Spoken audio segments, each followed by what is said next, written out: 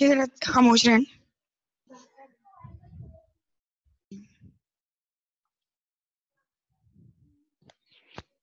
अस्सलाम वालेकुम मैम।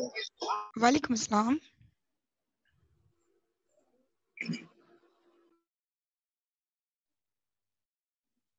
बेटा डेट शीट आई है एग्जाम्स की? अभी तो सिर्फ नहीं रीसेट। मैम, मैं बोल रहा हूँ। No ma'am. ओके, चलिए बेटा हम स्टार्ट करते हैं। आज हमारा topic functions of thalamus. Functions जानने के लिए ज़रूरी है कि हम थैलेमस की तरफ ज़रा पढ़ें। लाइक अगर हमें थैलेमस का लोकेशन पता होगी तो हम उसके फंक्शंस की तरफ जा सकते हैं। थैलेमस है क्या? Thalamus Greek means is inner chamber और a meeting place. Meeting place है बेटा। किसकी मीटिंग प्लेस है? ये सेकंड ऑर्डर न्यूरॉन से थर्ड ऑर्डर न्यूरॉन की मीटिंग प्लेस है। यहाँ से कुछ समझ आया कि ये सेंसरी सिस्टम का रिले सिस्टम है। सेंसरी सिस्टम, सेंसरी हमारा जो सिस्टम है उसका रिले सेंटर थैलेमस है। इसी तरह मोटर का जो सिस्टम है, मोटर सिस्टम, उसका रिले सेंटर बेसल गैंग्लिया है और सेंसरी सिस्टम का रिले सेंटर थैलेमस है। रिले सेंटर का मतलब मैंने आपको पहले भी बताया कि जब हम एक लंबे रूट पे निकलते हैं, चलिए M5 पे हम जा रहे हैं, ठीक है, और वो जो सक्खर से मुल्तान का मोटरवे बना है उसके बीच में जगह जगह पे रेस्ट एरियाज है। वो जो रेस्ट एरिया कहलाते हैं, रहीमिया खान के करीब है एक रेस्ट एरिया। उस रेस्ट एरिया में हम अपनी नेक्स्ट डायरेक्शंस, अपनी स्पीड का क्या करते हैं, इंटरप्रिटेशन करते हैं अपनी स्पीड की, अपनी डायरेक्शन की, अपनी टाइम की, कि हम कितने टाइम में इस मंजिल पे पहुंचेंगे, किस स्पीड के साथ क्या काम करेंगे। लाइक हम अपना टारगेट, नेक्स्ट आने वाला टारगेट क्या करते हैं, मॉडिफाइड करते हैं, समझने की कोशिश करते हैं। इसी तरह सेंसरी इंपल्सेस जो बॉडी से आ रही होती हैं वो ब्रेन में जाने से पहले थैलेमस में रुकती हैं। थैलेमस उन इंफॉर्मेशंस को रिले करता है, इंटरप्रिटेट करता है, सीखता है, समझता है, और फिर जो उसकी डिजायर डेस्टिनेशन, जो डिजायर सेंटर, जो डिजायर कैबिनेट बनाया होता है, ये उसकी वो वाली फाइल उस कैबिनेट में जमा कर देता है। यहीं से अंदाजा लगाएं कि थैलेमस से बहुत सारे fibres, motor area, pre motor area, supplementary motor area, pre sensory area, cerebellum, mid brain, hypothalamus and pons, इन सारी जगहों पे जाते हैं fibres from the thalamus. Thalamus की ट्रैक्स हम न्यूरो एनाटॉमी में पढ़ेंगे, वहां पे मैं आपको बताऊंगी इसकी जो ट्रैक्स हैं वो इन सारे स्ट्रक्चर्स को सप्लाई कर रही होती, वहां तक इंफॉर्मेशन भेज रही होती। Thalamus is a structure in the middle of the brain. It is located between the cerebral cortex and the mid brain. बेटा अखरोट के अंदर ये एक छोटा सा बीच टाइप का स्ट्रक्चर होता है। दो थैलेमस होते हैं, लेफ्ट और right. Left and right thalamus diencephalon का पार्ट है जो कि इस मीसेंसेफ्लॉन टेलेंसेफ्लॉन के बीच में रखा हुआ है। It's a part of diencephalon. Located है इसकी सेरेब्रल कॉर्टेक्स, ये सेरेब्रल कॉर्टेक्स है, और नीचे सारा मिड ब्रेन है। मिड ब्रेन में बेटा ये आपका है मिड ब्रेन, ये आपका पोन्स, ये है आपका मेडुला, और मेडुला के बाद spinal cord. Pons, medulla, mid brain, brain stem, brain stem के पीछे ये है आपका सेरिबेलम। ठीक है, थैलेमस की लोकलाइजेशन देखें तो बेटा ये थैलेमस का आप देख रहे हैं शेप, अंडे की तरह इसकी शेप है थैलेमस की। इसके नीचे मिड ब्रेन है, देन पोन्स है, देन मेडुला है, ठीक है, और इसके पीछे यहाँ पे ब्रेन स्टेम वाला, जहाँ ब्रेन स्टेम लिखा है वहां पे सेरिबेलम होता है, नीचे स्पाइनल कॉर्ड हो जाएगी। ठीक है, thalamus is sitting at the top of the brain stem. ये ब्रेन स्टेम के ऊपर पड़ा हुआ है, यानी इसके ऊपर होगा कॉर्टेक्स। कॉर्टेक्स के अंदर ब्रेन स्टेम को पकड़ के रखने में, फिक्स करने में थैलेमस का हाथ है। ठीक है, कंपोज करता है दो पार्ट्स को, एक तो इसके लोब्स होते हैं और लोब्स इनके हमेशा सिमेट्रिकल होते हैं। थैलेमस की फिजियोलॉजी अगर हम देखें तो ये रिले स्टेशन है, किसका, मॉड्यूलेट करता है, कोऑर्डिनेट करता है, किसका, वेरियस बॉडी फंक्शंस के, various body functions coming from a sensory impulses, locus for integration, modulation and intercommunication between various systems. Integrate करना, मॉड्यूलेट करना, इंटरकम्युनिकेशन। इंटरकम्युनिकेशन का मतलब यहाँ पे ये है बेटा, ये यहाँ से फाइबर्स देखिए, motor area, pre motor area, supplementary area, cingulate gyrus, thalamus itself, cerebellum, और उसके बाद मिड ब्रेन। इन सारी चीजों को आपस में, इन सारे स्ट्रक्चर्स को आपस में मिलाता है। तो ये इंटर कम्युनिकेशन लिंक है between different various systems, various organs. Has important motor sensory arousal memory behavioural limbic and cognitive function. बेटा इसका मोटर फंक्शन में भी रोल प्ले है, सेंसरी में भी, अरोजल में भी, मेमोरी में भी, बिहेवियर में भी, लिम्बिक और कॉग्निटिव फंक्शन में। लिम्बिक सिस्टम क्या है हम आगे चल के पढ़ते हैं, बड़ा ही इंपॉर्टेंट खास और मेरा फेवरेट सिस्टम है limbic system. Summary function of thalamus what is this. बेटा थैलेमस के अगर हम फंक्शंस की समरी करें, आपको जो सवाल आएगा उसमें आएगा write down the function of any one, thalamus और हाइपोथैलेमस। तो आप थैलेमस के फंक्शंस को ही चूज कीजिएगा। थैलेमस के फंक्शंस कम हैं, कंसाइज हैं, समझ आ जाते हैं। हाइपोथैलेमस के फंक्शन डीप हैं, डिटेल्ड हैं, दूर तक जाते हैं। ठीक, फंक्शंस की थैलेमस की अगर हम समरी देखें तो रिलेव सेंसेशन, सिर्फ olfactive sense. Olfactive sense is a type of special sense, right. Olfactive system के अलावा सारी की सारी सेंसरी इंपल्सेस ये डिटेक्ट करता है, उनको इंटरप्रेटेट करता है। सबसे पहले सारी सेंसरी इंपल्सेस इसी के पास जाती हैं, खवा वो पेन की हो, वो प्रेशर की हो, वो टच की हो, वो क्रूड टच की हो, किसी भी तरह की सेंसरी इंपल्सेस हमेशा, इनफैक्ट ब्लड प्रेशर वाले जो है हमारे पास इंपल्सेस, वो भी कहाँ जाएंगी, थैलेमस में रिले करने। चैट में किसी का सवाल है? ओह, किशोर कुमार साहब, बेटा इसका स्पेशल सेंस है रेगुलेशन ऑफ कॉन्शियसनेस, ठीक है, regulation of sleep and alertness.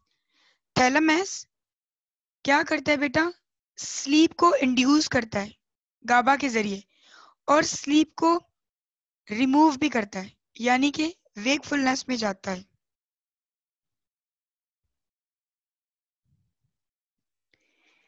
Alertness भी जगाता है। मेन लार्जेस्ट प्रोडक्ट है इसका एम्ब्रियोनिक डाइनसेफ्लॉन।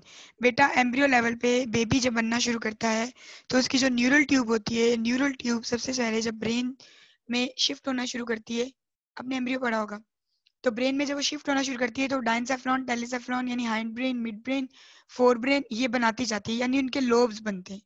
ठीक है, तो डाइनसेफ्लॉन से सबसे बड़ा एम्ब्रियोनिकल लेवल पे जो सबसे बड़ा पहले काम या स्ट्रक्चर बनता है thalamus, great sensory gateway of cerebral cortex. Damage करता है thalamus can lead to the permanent coma. क्यों? क्योंकि ये सारी सेंसरी इंफॉर्मेशन से हाथ धो बैठेगा, तो it's lead to permanent coma अगर थैलेमस की क्या हो जाए, डिस्ट्रैक्शंस हो जाए। समरी फंक्शन ऑफ थैलेमस अगर हम यहां से देखें तो बेटा इस sensory integration relationship station for all sensory pathways except olfactory. क्यों? ऑल्फैक्टरी और ऑप्टिक दोनों का मैंने आपको बताया, it's not a special, it's not a true nerves. अगर वो ट्रू नर्व्स होती तो फिर बेटा उनका पाथवे होता, उनके जो है ना वो थर्ड ऑर्डर न्यूरॉन्स होते, उनका न्यूक्लियस होता, उनकी सेल बॉडी होती, लेकिन वो दोनों तो हैं ही नहीं ना एक ट्रू नर्व। इस वजह से ऑल्फैक्टिव की सेंसेशन थैलेमस में नहीं जाती।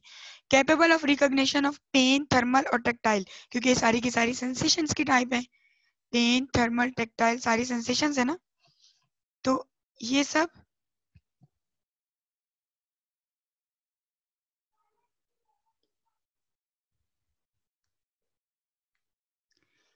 उसके बाद है इन्फ्लुएंस करता है voluntary movements through basal ganglia, cerebellum, cerebrocortex, corticonuclei और corticospinal pathway. Corticonuclei and corticospinal pathway कौन से पाथवे हैं बेटा? ये पैरामेडल पाथवेज हैं। हमने कल ही पैरामेडल ट्रैक्स में पढ़ा कॉर्टिकोन्यूक्लियर और कॉर्टिकोस्पाइनल, ठीक है, याद आया? ये इन पाथवेज के जरिए थैलेमस वॉलेंटरी इंपल्सेस को भी इन्फ्लुएंस करता है, उनको भी मॉडिफाई कर सकता है, उनको भी समझ सकता है, उनको भी समझा सकता है। Through ascending activating systems, maintain state of wakefulness and alertness. Impulse करता है, hypothalamus से receive करता है impulse, projected to prefrontal and cingulate gyrus. Cingulate gyrus क्या है? Cingulate gyrus बेटा ये तो anatomical structure है, इसके भी parts होते हैं। इसके एक हेड होती है, एक टेल होती है, इसका एक अनकस होता है, ठीक है। Cingulate gyrus को डिटर्मिनेशन ऑफ मूड, मूड को डिटरमाइन थैलेमस करता है। Recent memory and emotions, memory and emotions की तरफ थैलेमस का बहुत अच्छा रोल प्ले है, क्योंकि वो क्या करता है, वो मेमोरीज मतलब वो इवेंट्स को सीक्वेंस करता है। इवेंट्स को सीक्वेंस करना मेमोरी है। इवेंट्स को सिक्वेंलाइज करना मेमोरी है। ये तो आपको पता है ना। सोते हुए भी बहुत सारे इवेंट्स होते हैं और वो चीज हमारी मेमोरी में स्टोर हो जाती है। तो इवेंट्स को क्या करना, सीक्वेंस में लाना, मेमोरी। बेटा ये था थैलेमस और उसके फंक्शंस, ठीक है। Now what is hypothalamus. Hypothalamus एक छोटी सी स्पेस है, ये वाली स्पेस। बेटा ये पड़ा हुआ है थैलेमस आपका, ये थैलेमस के साथ मिड ब्रेन, ये आपका पोन्स, इसके नीचे मेडुला, इस थैलेमस के आगे नीचे पड़ा हुआ है हाइपोथैलेमस। बेटा ये जो चीज है ना, ये है सेंगुलेट गायरस। इसके एक हेड है, एक टेल है, एक एंकिस है, एंकस है, ये सारा का सारा सेंगुलेट गायरस है। यानी इस थैलेमस के नीचे वाली बेस को हम हाइपोथैलेमस बोलेंगे। हाइपोथैलेमस का के नीचे एक खास स्ट्रक्चर हमारा पाया जाता है, इट्स पिट्यूटरी ग्लैंड। ये हाइपोथैलेमस है। हाइपोथैलेमस के नीचे खास स्ट्रक्चर है हमारा pituitary gland.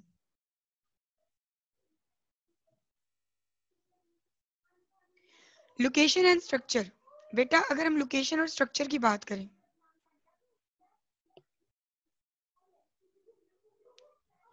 it is located in the middle of the base of the midbrain and encapsulated the ventral portion of the third ventricle. बेटा वेंट्रिकल्स क्या होते हैं? लोकेशन आपको इस तरह नहीं समझ आएगी ना जब तक आपको एनेटमी पता ना हो। वेंट्रिकल्स क्या होते हैं बेटा? ये एक्वाडक्ट है जो मिड ब्रेन के साथ है। ये आपका फोर्थ वेंट्रिकल है। Fourth ventricle, aqueduct, third ventricle, और थर्ड वेंट्रिकल के बाद आपके पास आता है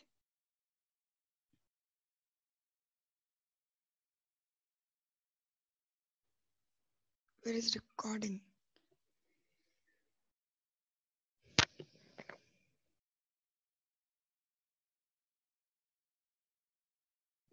थर्ड वेंट्रिकल के पास बेटा आपके पास जो बेस पे आता है वो आता है hypothalamus. It is located in the middle of the base of the brain, encapsulated the ventral portion of the third ventricle.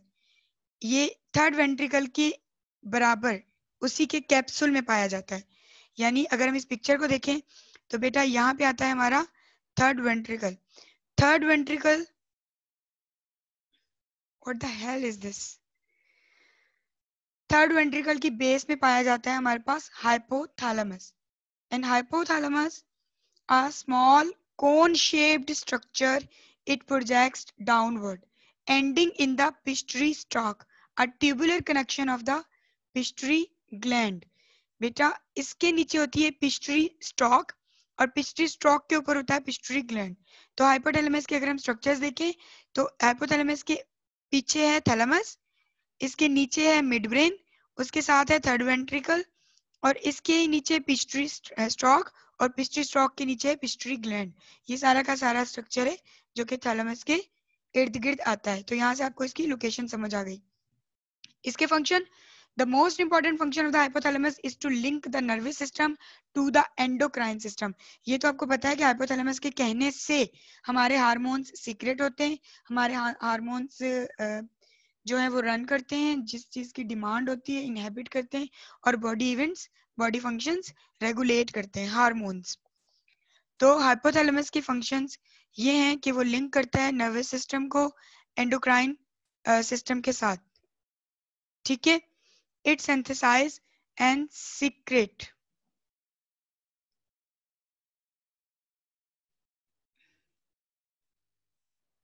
बेटा ये कौन है जो यहाँ पे अपनी परवरिश शो कर रहा है, अपना फैमिली बैकग्राउंड बता रहा है यहाँ पे यार। It's very bad. It synthesizes and secretes certain neurohormones, often called hypothalamic releasing hormones, and these in turn stimulate or inhibit the secretion of pituitary hormones. ये synthesize कर सकता है, secrete कर सकता है neurohormones को, जिसे हम कहते हैं हाइपोथैलेमिक रिलीजिंग हार्मोन्स। बेटा अगर हाइपोथैलेमस कोई हार्मोन्स को रिलीज करता है तो वो हार्मोन्स या तो पिट्यूटरी हार्मोन्स को बढ़ाने में हेल्प करेगा या पिट्यूटरी हार्मोन्स को रोकने में हेल्प करेगा। एग्री? पिट्यूटरी हार्मोन्स को, यानी पिट्यूटरी एक स्ट्रक्चर है ना, यहीं से देखें, इसके नीचे है बेटा पिट्यूटरी ग्लैंड। यहाँ से सीक्रेट होने वाले हार्मोन्स कंट्रोल करेंगे पिट्यूटरी ग्लैंड के हार्मोन्स को। यहाँ से निकलने वाले hormones pituitary gland stimulative hormones भी हो सकते हैं और पिट्यूटरी ग्लैंड इनहिबिटरी हार्मोन्स भी हो सकते हैं। वो कंट्रोल कर रहे हैं किसको? पिट्यूटरी ग्लैंड के फंक्शन को या पिट्यूटरी ग्लैंड की सिक्रीशंस को स्टिमुलेट कर रहे हैं या इनहिबिट कर रहे हैं। उन हार्मोन्स को हम कहते हैं हाइपोथैलेमिक रिलीजिंग हार्मोन्स। ऐसे हार्मोन्स जो कि हाइपोथैलेमस रिलीज कर रहा है। इन हार्मोन्स का बेटा फंक्शन ऑटोनॉमिक सिस्टम में भी है, फूड इंटेक्ट में, यानी जो फील होती है hungry, feeling of hunger, food intact, वो भी हाइपोथैलेमस से आती है। टेम्परेचर, थ्रस्ट, फ्लूइड रेगुलेशन, पानी पीना है, प्यास लगी है, वो वाली सेंसेशन भी हाइपोथैलेमस कंट्रोल करता है। एंडोक्राइन, जितने भी बॉडी में हार्मोन सीक्रेट होंगे उन सबकी सिक्रीशन को कंट्रोल हाइपोथैलेमस कर रहा होता है। रिप्रोडक्शन में हाइपोथैलेमस का बहुत अच्छा रोल प्ले है। क्यों? क्योंकि रिप्रोडक्शन में भी हार्मोन्स काम करते हैं। कौन कौन से? प्रोलेक्टिन, ऑक्सीटोसिन, टेस्टोस्टेरोन, ये सारे हार्मोन्स पिट्यूटरी से सीक्रेट होते हैं। किसकी मदद से? हाइपोथैलेमस की मदद से। स्लीप एंड वेकफुलनेस, मैंने आपको बताया था, स्लीप गाबा हार्मोन करवाता है और वेकफुलनेस करवाता है सेरोटोनिन। और इसके अलावा क्या? हिस्टामाइन, इसके अलावा एसिटाइलकोलिन, इसके अलावा कौन से हार्मोन्स हैं जो कि वेकफुलनेस करवाते हैं? ये सारे के सारे हार्मोन्स कहाँ से सीक्रेट हो रहे हैं? हाइपोथैलेमस से। तो स्लीप एंड वेकफुलनेस, ये वाला स्ट्रक्चर, ये वाला साइकिल जो है वो भी हाइपोथैलेमस ही कंट्रोल कर रहा है। इमोशंस को हाइपोथैलेमस कंट्रोल कर रहा है। क्यों?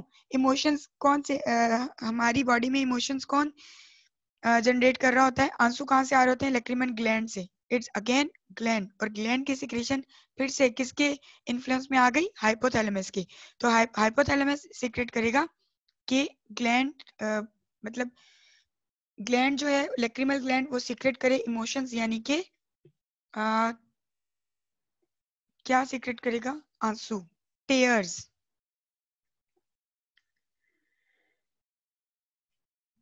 स्ट्रेस,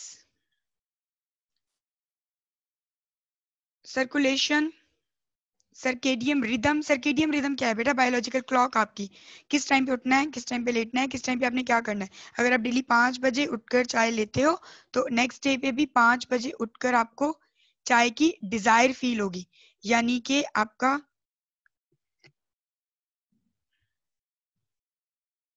बेटा एक सवाल है, मेलेटोनिन भी तो स्लीप हार्मोन्स है, ठीक है? तो वो भी हार्मोन्स है। अंडर द इन्फ्लुएंस किसके होगा? हाइपोथैलेमस, अपने ग्लैंड से निकलने से पहले। विसरल फंक्शन, बॉडी के विसरल फंक्शंस, विसरास जो फंक्शन कंट्रोल करेंगे वो भी हाइपोथैलेमस के इन्फ्लुएंस में आएगा। सोमैटिक फंक्शंस यानी वोलेंट्री इनवोलेंट्री, उनमें भी हाइपोथैलेमस कंट्रोल कर रहा है प्ले। विसरल फंक्शन क्या चीज बेटा? देखिए हाइपोथैलेमस टेम्परेचर को रेगुलेट कर रहा है ना, तो टेम्परेचर विसरास के मेटाबॉलिज्म बढ़ने से और कम होने से भी टेम्परेचर ऊपर नीचे होता है। रिवार्ड, पनिशमेंट, ये सारी की सारी हाइपोथैलेमस के ही अंडर कंट्रोल है।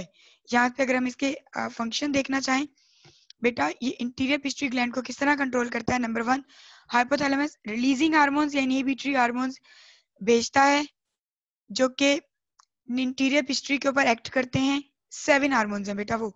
Growth hormones releasing hormones, growth hormones releasing hormones अगर जनरेट होगा तो ही ग्रोथ हार्मोन्स रिलीज होगा। इसी तरह ग्रोथ हार्मोन इनहिबिटरी हार्मोन्स अगर रिलीज होगा तो फिर बेटा ग्रोथ हार्मोन रिलीज नहीं होगा। प्रोलैक्टिन रिलीजिंग हार्मोन भी है, प्रोलैक्टिन इनहिबिटरी हार्मोन्स भी है। ये इन हार्मोन्स को रिलीज या इनहेबिट करने के लिए हमारे हार्मोन्स को कंट्रोल कर रहा है, हमारे हार्मोनल इवेंट्स को कंट्रोल कर रहा है, ठीक है? कोर्टिकोट्रोपिन हार्मोन्स बेटा ये जिस भी ग्लैंड से सीक्रेट हो, जैसे भी जिस भी ग्लैंड के साथ ये सीक्रेट हो, ये कंट्रोल करेंगे अपनी फर्दर सिक्रीशंस को। और ये सारा का सारा किसके इन्फ्लुएंस में आ रहा है? हाइपोथैलेमस के इन्फ्लुएंस में। Control of adrenal cortex, paraventricular nucleus of hypothalamus. बेटा इस पिक्चर को देखें, corticotropic releasing hormones, interior pituitary and adreno corticotropic hormones. Paraventricle nucleus of hypothalamus क्या जनरेट कर रहा है? Cortico releasing hormone CRH। और CRH किस पे एक्ट कर रहा है? इंटीरियर पिट्यूटरी पे। और इंटीरियर पिट्यूटरी से फिर ये क्या कर रहा है? एडिनो कोर्टिकोट्रोपिक ACTH को रिलीज कर रहा है। पिक्चर अगर हम देखें, किडनी के ऊपर रखा हुआ है क्या?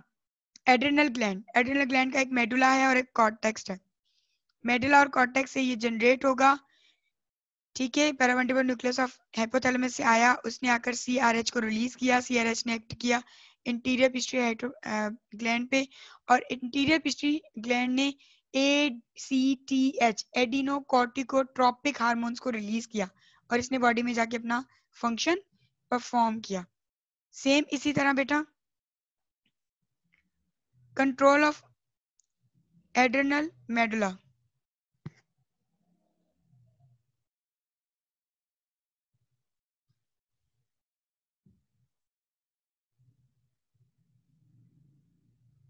श्योर, ठीक है बेटा, जरूर। Control of adrenal medulla, emotional stimuli send impulses to adrenal medulla.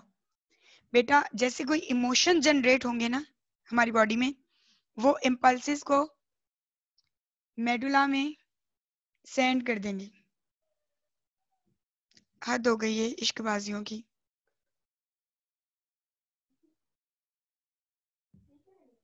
Huma, the people continuously bothered me. Literally, I'm fed up about it.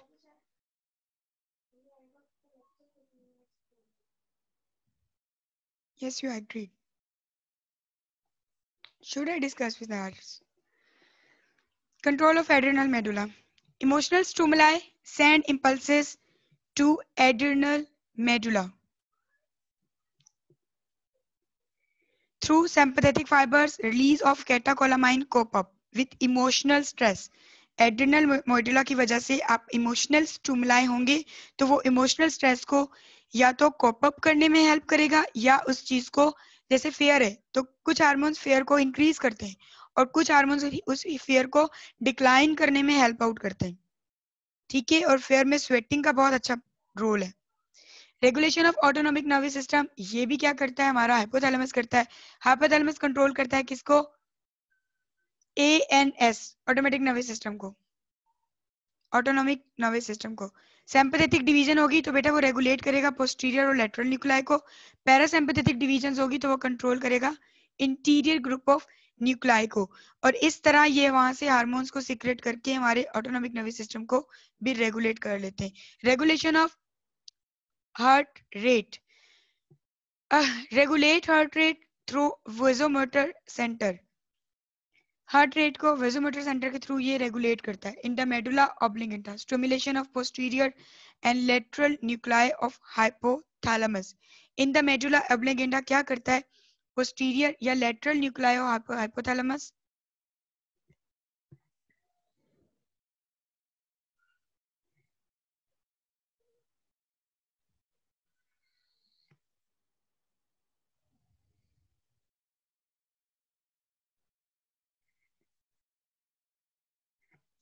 बेटा आपको तो जैसे कि पता है कि मैं पूरा करने के बाद ही लेक्चर आप लोगों की जान छोड़ूंगी, वरना लिटरली मैं इस बार अटेंडेंस नहीं लगाऊंगी।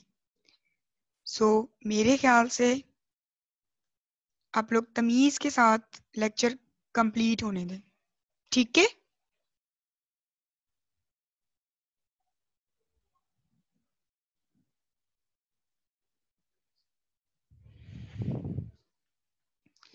Increase the heart rate, stimulation of pre optic nucleus of interior group, जो कि हार्ट रेट को डिक्रीज करेगा।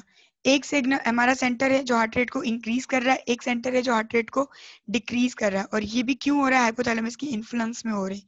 Regulation of blood pressure, same वही बात बेटा, अगर तो ब्लड प्रेशर हमारा रेस कर रहा है या कम हो रहा है, ये बैरो रिसेप्टर्स उसको जो है वो करेंगे, बैरो रिसेप्टर्स इसको डिटेक्ट करेंगे कि आपका ब्लड प्रेशर रेस है या ब्लड प्रेशर स्लो है,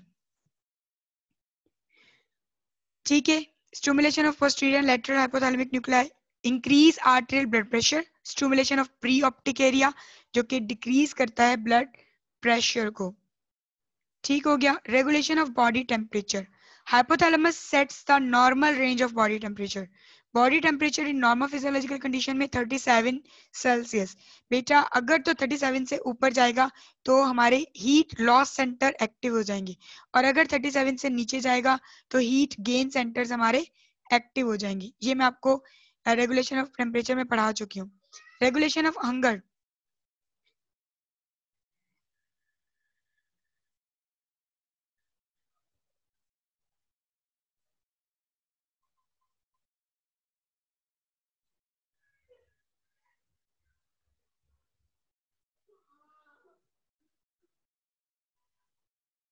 कुछ बच्चे अब भी ज्वाइन कर रहे हैं।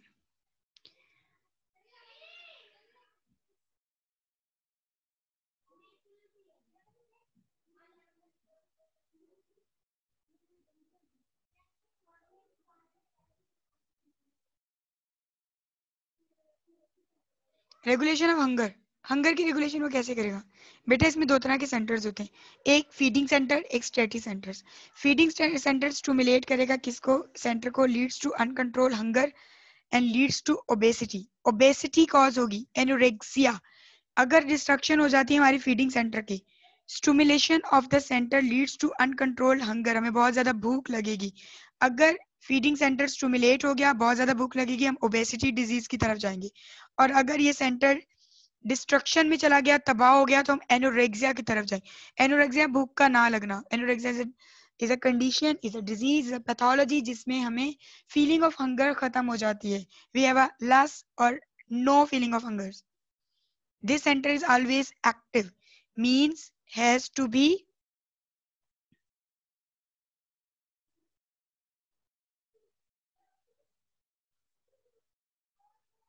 regulated by two centers of hypothalamus feeding.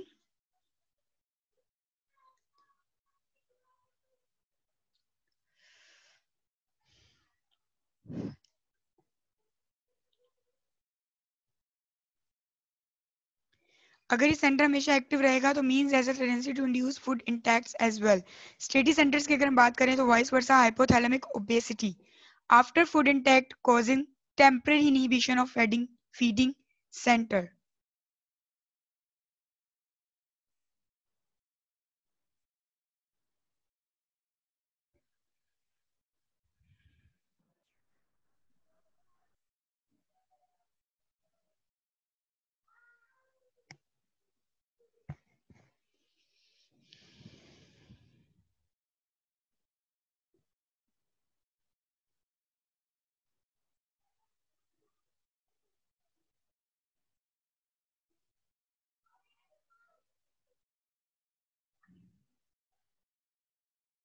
बेटा 10 मिनट में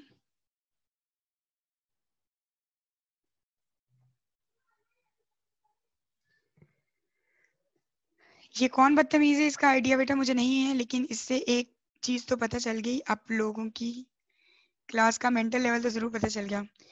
तो ठीक है। और बेटा एक और चीज, आज का लेक्चर आपको रिकॉर्डेड नहीं मिलेगा, क्योंकि इतनी बकवास के साथ तो मैं लेक्चर रिकॉर्डेड नहीं दे सकती ना। सो ये सबका नुकसान है।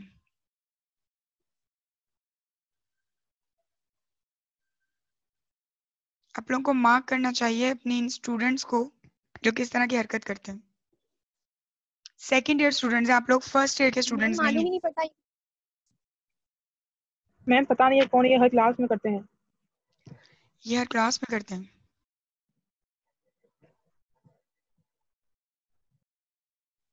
ठीक है, नेक्स्ट मेरी क्लास में नहीं कर सकेंगे। ठीक है, इसका कुछ हल निकालते हैं। Regulation of sleep and wakefulness. Wakefulness centre का मतलब है कि memory body in posterior hypothalamus. बेटा पोस्टीरियर हाइपोथैलेमस के न्यूक्लियस वेकफुलनेस सेंटर कहलाते हैं, वो बॉडी को जगाते हैं, नींद से उठाते हैं। और इंटीरियर हाइपोथैलेमस के न्यूक्लियस हमें स्लीप की तरफ लेकर जाते हैं, यानी कि वो वेकफुलनेस को खत्म करते हैं। ठीक है, इंटीरियर हाइपोथैलेमस की nucleus for the sleep and posterior hypothalamus की न्यूक्लियस फॉर वेकफुलनेस। अगर इसके मदर फंक्शंस की तरफ जाएं तो role in emotional and behaviour changes.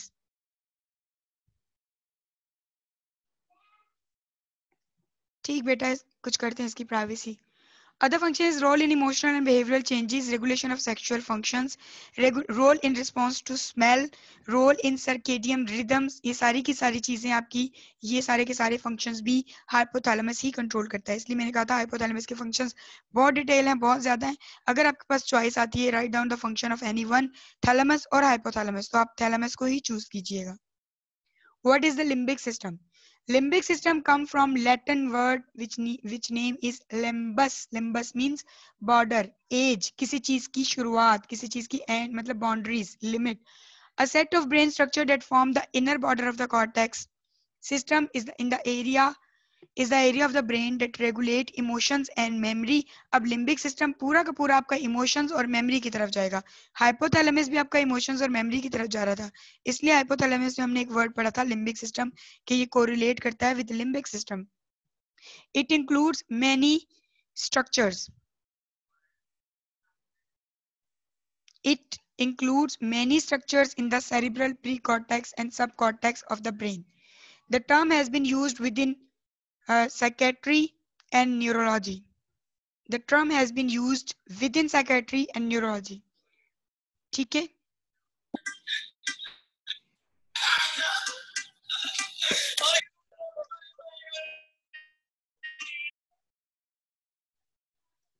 Limbic system में हाइपोकैम्पस, फॉर्मिक्स, सेंगुलेट गायरस, एमेगडेलिया.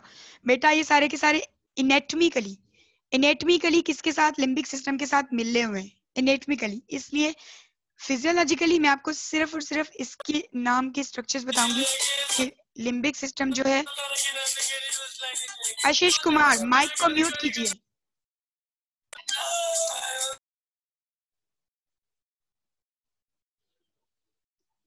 लिम्बिक सिस्टम एक ऐसा सिस्टम है जो एनेटमिकली बेटा इतना ज्यादा, मतलब एनेटमिकली ये एक अलग स्ट्रक्चर नहीं है, ये दो तीन स्ट्रक्चर्स को मिला के बनता है. इसलिए लिम्बिक सिस्टम में चार चीजें अलग अलग है. Hippocampus, hippocampus is the centre of memory. ठीक है बेटा, ये ब्रेन का अलग पार्ट है. फॉर्मिक्स, फॉर्मिक्स क्या है? फॉर्मिक्स बेसल गैंग्लिया वाला.